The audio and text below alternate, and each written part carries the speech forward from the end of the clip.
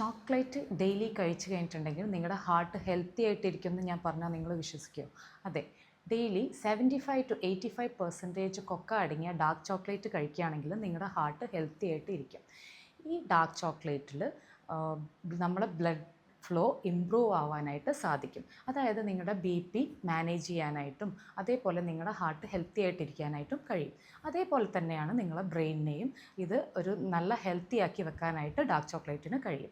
ഇനി ഇതിൽ ധാരാളമായിട്ട് മിനറൽസ് അടങ്ങിയിട്ടുണ്ട്. അപ്പോൾ സിങ്ക്, മെഗ്നീഷ്യം, അയൺ പോലെയുള്ള. അപ്പോൾ മെഗ്നീഷ്യം അടങ്ങിയത് കൊണ്ട് തന്നെ നമ്മളെ മെൻസ്ട്രൽ ക്രാംസിൽ നിന്നും നമുക്ക് രക്ഷപ്പെടാനായിട്ട് കഴിയും.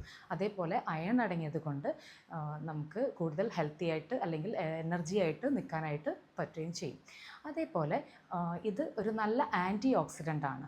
അതായത് നമ്മുടെ ശരീരത്തിലുണ്ടാവുന്ന അല്ലെങ്കിൽ നമ്മുടെ കോശങ്ങളിലുണ്ടാവുന്ന ഫ്രീ റാഡിക്കൽസിൻ്റെ ഡാമേജിൽ നിന്നും നമ്മളെ സ്കിന്നിനെ പ്രൊട്ടക്റ്റ് ചെയ്യാനായിട്ടും സ്കിന്നെ ഹെൽത്തി ആയിട്ട് വെക്കുകയും ചെയ്യും. ഇനി നമ്മൾ ശ്രദ്ധിക്കേണ്ടത് ഈ ഡാർക്ക് ചോക്ലേറ്റ് കഴിക്കുമ്പം ഒരു 20-30 ഗ്രാം വരെ ഡെയിലി കഴിക്കാം. അതായത് 2-3 ചെറിയ സ്ക്വയർ പീസസ്.